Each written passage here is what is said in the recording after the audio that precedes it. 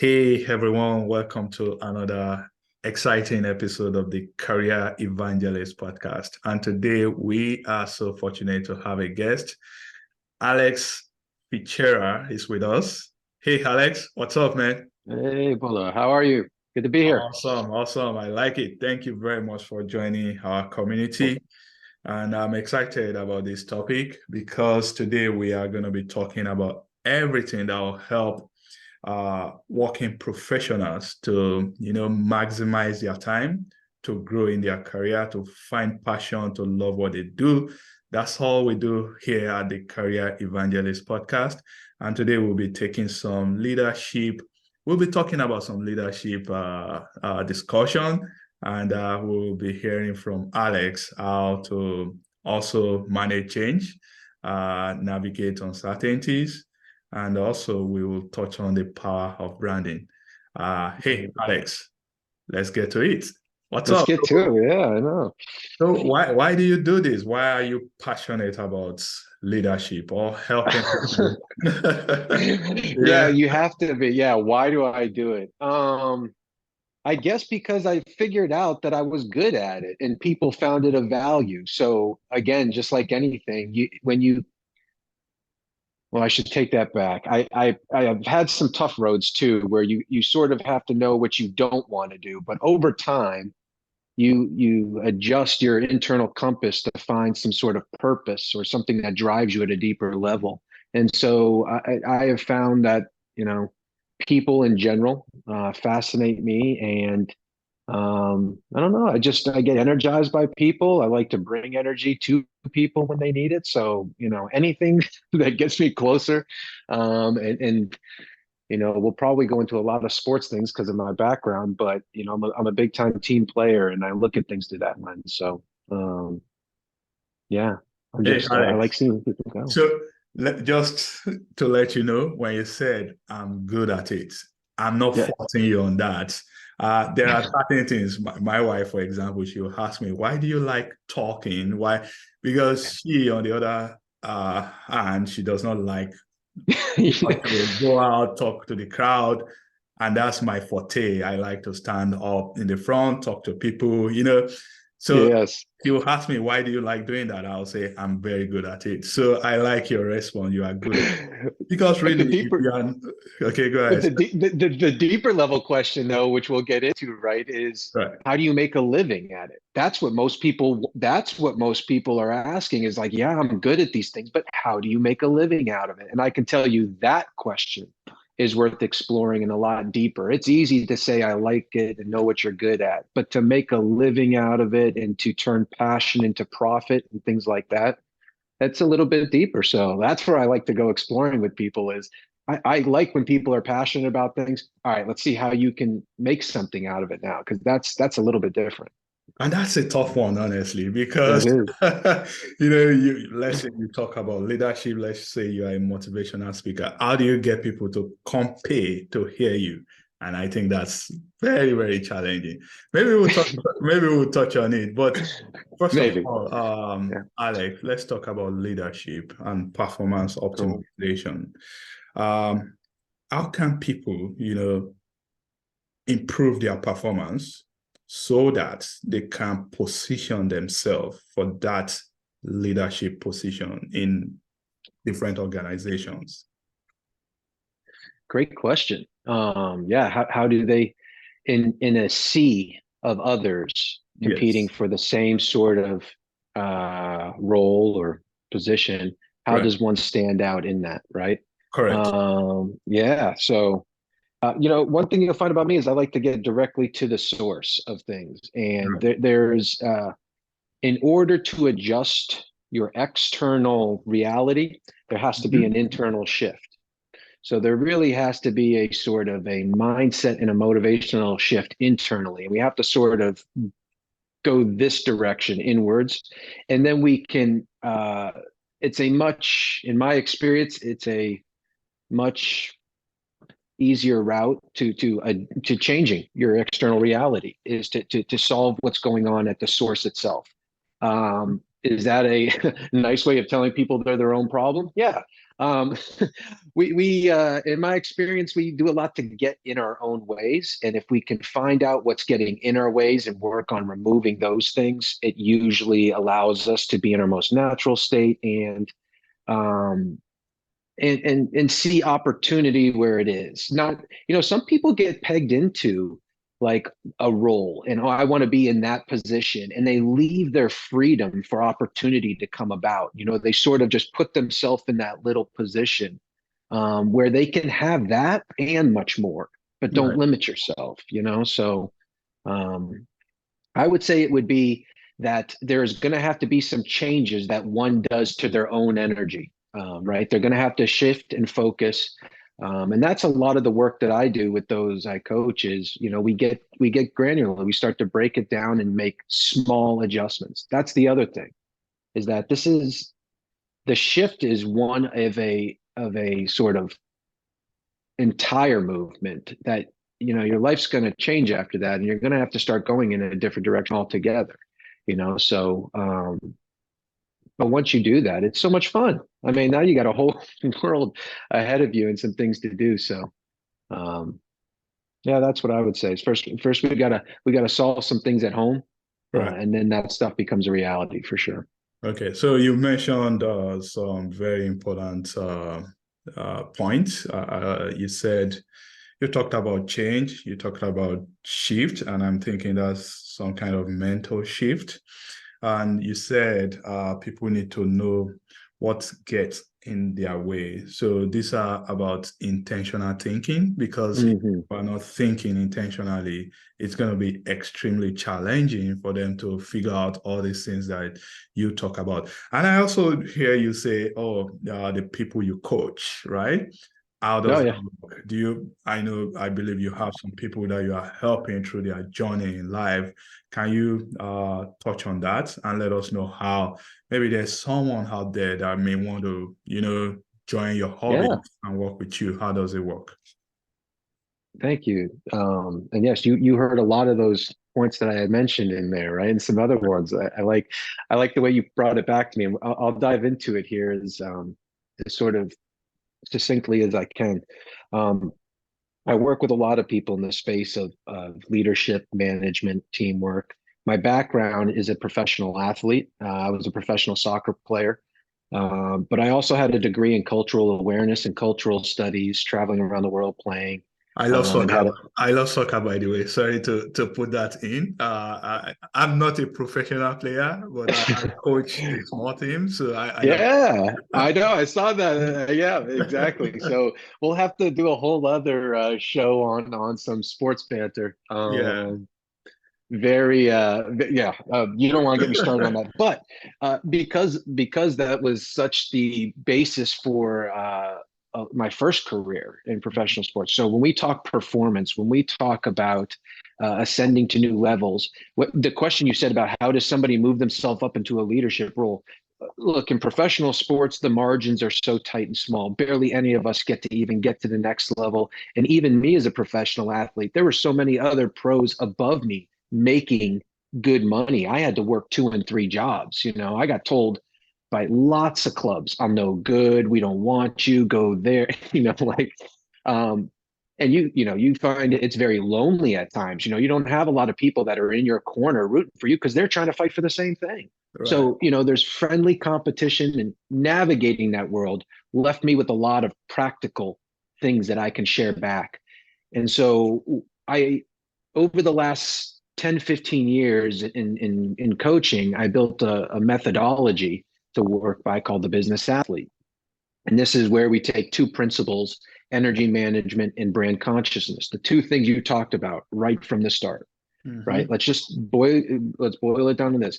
And what's great about the methodology is my degree in anthropology allows me to kind of take a model and let it be flexible with you. So energy management and brand consciousness can work for you, the individual, or if you want to replace it with your team or even your business or organization, you can look at them as a individual and apply the same sort of tactics.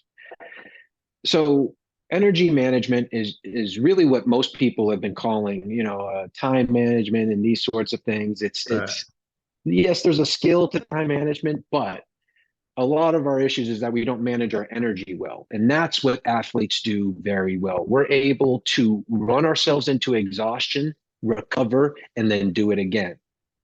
Right now, we currently see in sort of a lot of the business landscape is people just running and they get burnt out and Mm-hmm. they don't have both the organizations and both them as individuals don't have the strategies of what to do when you've reached the exhaustion and what sort of habits and routines can we be doing that fill our tank versus deplete it. So that's what we got to worry about one first with people with those like coaches. How do we manage your energy? If I can get that managed well, a lot of your issues just go away because again, we're working with the fundamentals.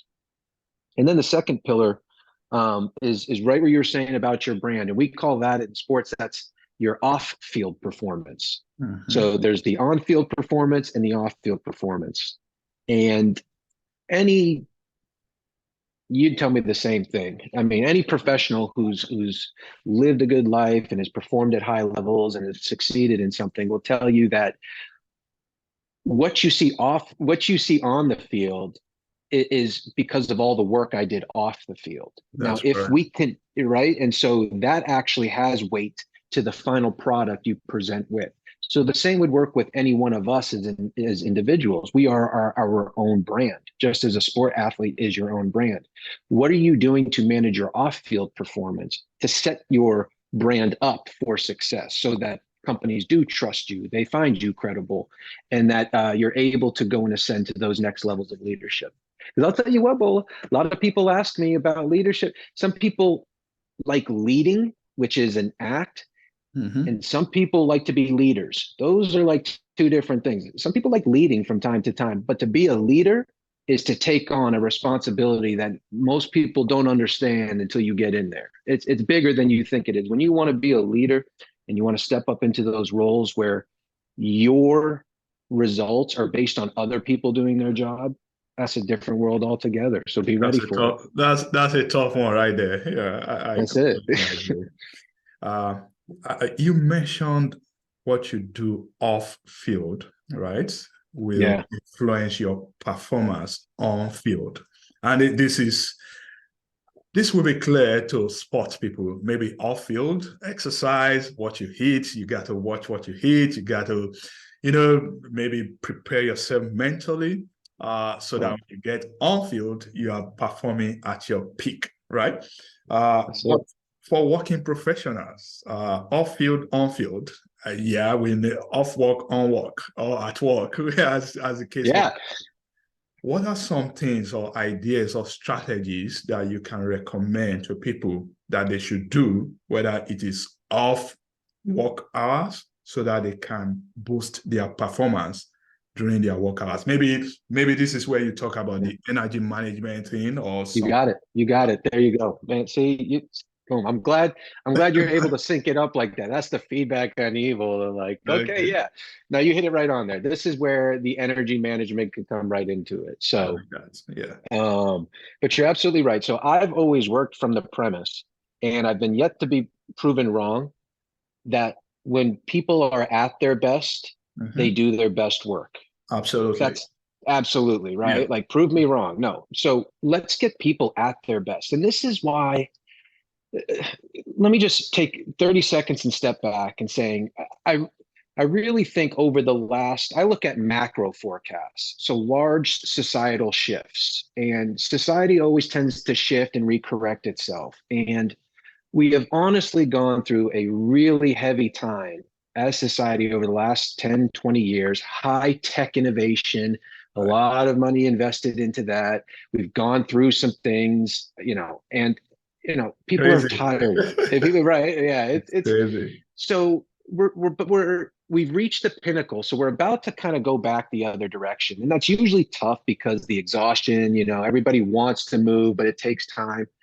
But if we want to get over into that new sort of area and we want to do it successfully, we got to bring a new approach. And we totally like have to start engage. We've done a lot of investing in our minds and investing in sort of technology. Now we have to engage people. We have to engage, leaders as a holistic, our entire body. We know way too much about this vehicle not to be optimizing it to be efficient at work. And Correct. so when we say off-field performance and energy management, I break it down into sort of four sort of energy chambers. And a lot of this is, piggybacked on a lot of great work by Dr. Jim Loehr in sports, and many others.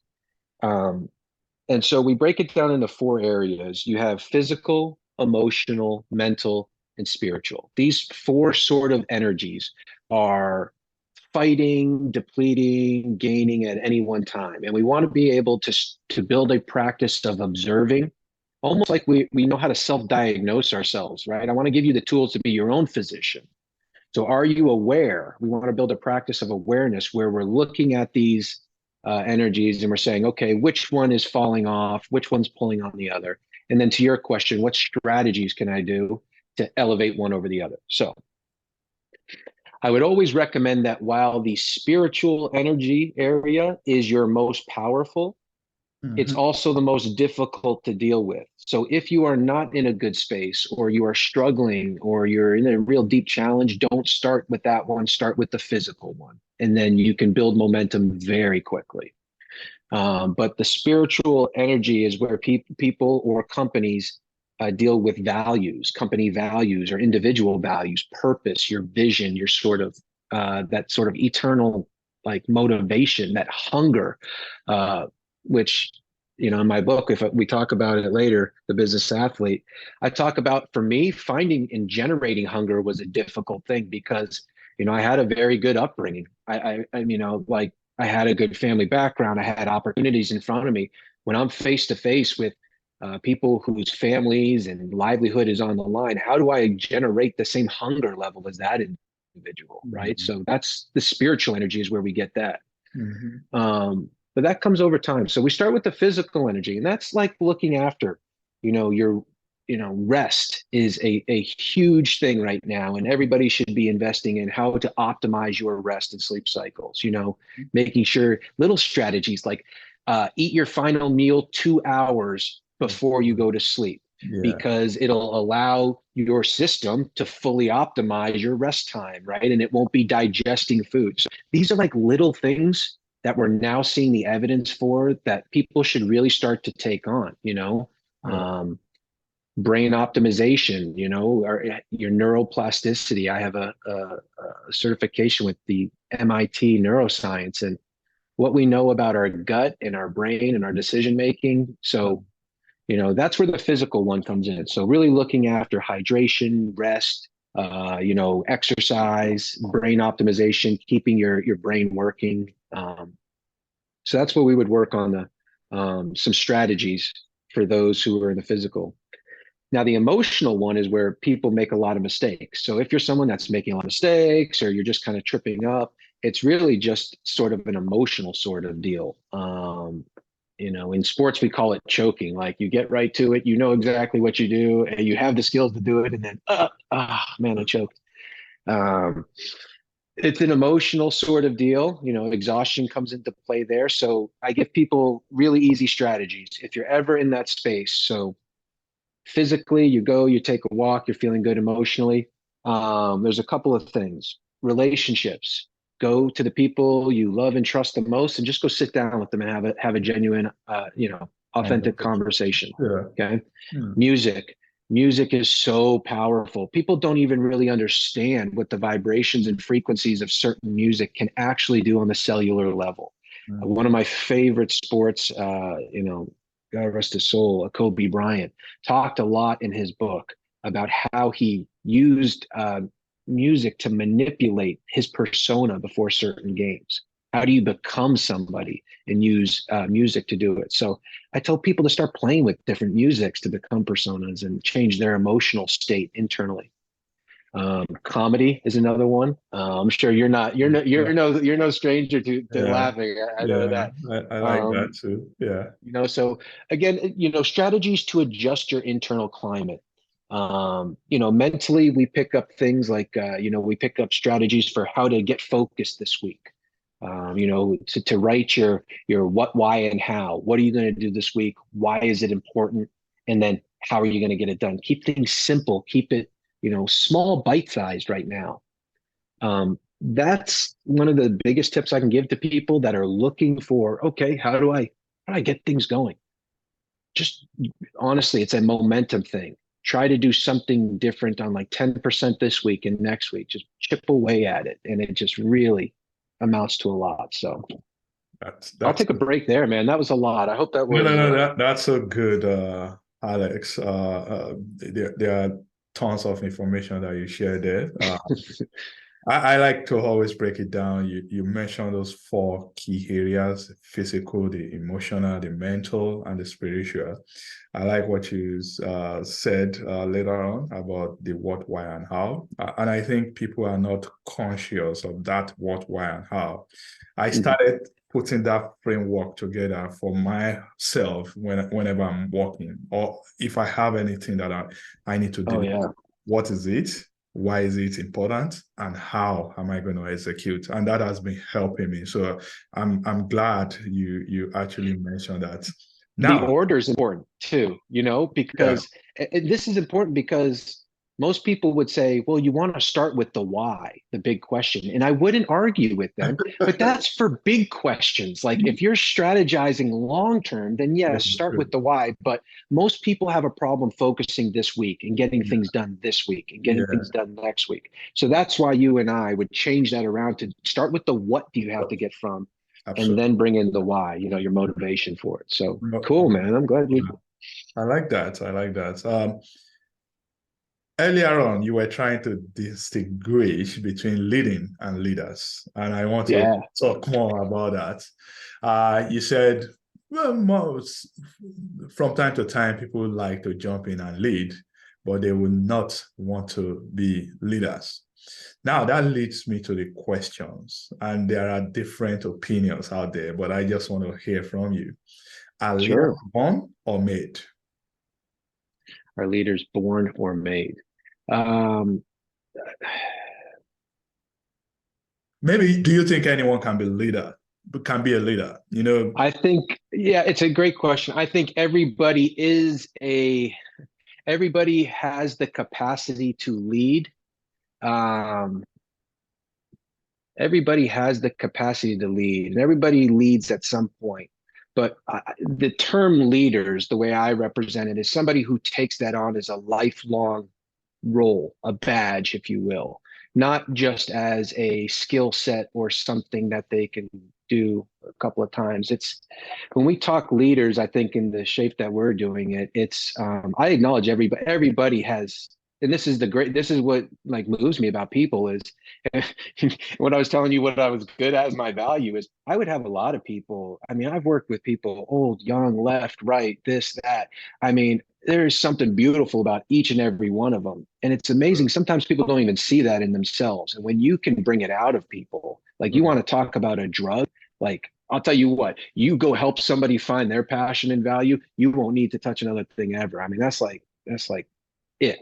However, not everybody grabs a hold of certain aspects of what they bring, certain dynamic aspects, and take a hold of it and develop it and bring it into it. And I would say that's where there's an inherent sort of hunger, in like it can't be quenched. That sort of like desire and thirst for driving at that level. Um, it's one where it's annoying, like like self-reliance, the ability to have to take accountability and responsibility. You can't put it off on anybody. I mean, it becomes uh like I said, it's a big deal, when I speak of the leaders like that. But you have informal leading in companies and organizations, people that may take over a project, or people who lead behind the scenes. There's many ways to lead. Not everybody has to be a leader like me or you. There's a lot of ways to lead, but there's a sort of an underlying. When I say leaders, I'm kind of getting to that that spiritual energy, where there is a purpose driving this individual, and that purpose is that their success is only gained through That's, others' success. yeah, that's, Um, yeah. and that's there is the biggest differential, really, is that some other people are happy just succeeding on themselves and, Yeah. time to time. But when you tie yourself to other people's success, as a Oh, pursuit, oh, yeah, yeah, that's right. that's it. Why did you write your book, The Business Athletes? I had this it was time. I feel like I was actually late doing it. And I should have done it a little while ago, but there was this it was interesting because as I was writing the book, I what I do is a little bit selfish, is because the coaching and the training, you have to live it yourself. So you're actually giving yourself a lot of notes all the time and things to focus on when you coach and train other people. And so you have to, when you're writing a book and you're talking about this, you have to implement these strategies and everything. And, while you're doing it, I mean, this is your life and everything behind it. And so, it was making sure I was really aware of what was going on, understanding it. And it honestly was just something inside me shaking, like, if you don't write this book, you'll never write one. This is it. This is it. And so, um, but there was a practice that got me to the point of listening to that. That's what I think would be my biggest addition to people, is helping them stay accountable to a practice that allows them to listen deeply to themselves. Okay. The answers are there. The answers are there. We get in our own way. A lot of times it's busy, it's noisy. Our minds are busy, they're noisy. Yeah, we yeah. have to find we have to find a way to No quiet them down a little bit. dispute, no argument about that. So, what's this one key Yeah. takeaway that readers we get from reading your book? Uh, the one takeaway from reading the book is that an investment in yourself is never a bad investment. Okay, okay, that's important. I tell people to invest in themselves all the time. So, yeah, I love that. You'll never regret it. No, You'll not never forget regret. it. I could line up all of your investments in your money, and you'll never regret any one of those that was an investment into yourself, Absolutely. ever. I completely agree with you. So Yeah. as we are wrapping it, Alex, I want my audience to get to know you more. So what is one unique thing about you that you want people to know? Maybe especially people that want to work with you. Yeah. People that want to work with, yeah, what's unique about me, I get right down to it. I mean, it's like I'm a doer, and I'm an efficient doer. So not only do I like to just get down to work, but I like to have a plan about it. I don't like moving without knowing that the return is greater than the movement itself. So, but I do it in a fun way. People working with me, like, they'll say, Alex is tough, he's direct, but like, it's all out of love. I mean, like, I already told people from the start, like, I don't succeed unless you succeed. So everything I do is to help you succeed, because I'm sitting here saying, come on, like, I'm looking at Ferraris and you're driving them like sedans. Like, it's like, come on, let's Can go. do more. So, Yeah, I like that. so, Yeah. but yeah, I guess I'll tell you what, one of the unique things about me in that regard is I was once fired I was an entry level. I chose to work in, like, the electronic mail room of a giant financial institution. I just wanted to work in it. I got fired for being too productive. Oh wow, that's crazy. Yeah. Yeah, they pulled me in and said, Alex, you're sorting too much of this mail too quickly, and everybody over here, their overtime's going to get screwed up because of you. We got to let you go, man. So, Oh wow. You don't think they appreciate that, but crazy things happen. I'll wear it like a badge. Thank you. What's one book or podcast that you listen to that you want to let us know? Or Ooh, one book a that lot you of really find really. Yeah, you can see I've got all my books Yeah, behind I me know you're here. a reader. Yeah, I'm a reader. the source was a good one So, by Dr. Tara Swart. She's up at MIT. That was a kind of a good one. I like to geek out on neuroscience and things like that. So that was a very nice read. I like my culture books too. Like, so while I do read some books around leadership and things like that, I like to apply things in different venues. You know what I mean? So I like to look at, uh, you know, demographic transition models and population shifts and look at how that influences different aspects. So I get all nerdy with stuff. okay. Po- Podcasts. Dr. Andrew Huberman is a great podcast to listen to. Yeah. Um, Lex Friedman is another good one I listen to. Yours, of course, is a good one. So don't short yours, man. Thank you very much for that. That you are so kind. Finally, where can my audience find you, Alex? They can find me.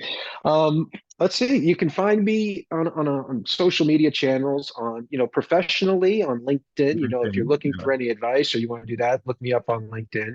But of course, I have some, Instagram is my name, TikTok channel at BizAthlete. So that sort of brand, the business athlete, is sort of how you might find me and look me up. So that's kind of my coaching methodology and training direction. But yeah, happy to connect with anybody. I mean, this is how you and I get linked up, is it all starts with connections and conversations, and here we are. So Awesome. Thank you yeah, very much, Alex. It's been nice speaking with you. I found it thank you. very, very entertaining and of course Oh, informative. So I appreciate your time, and I'm sure my listeners, they will find it very beneficial as well. Thank you for your time. great. Of course. Thank you all. All right.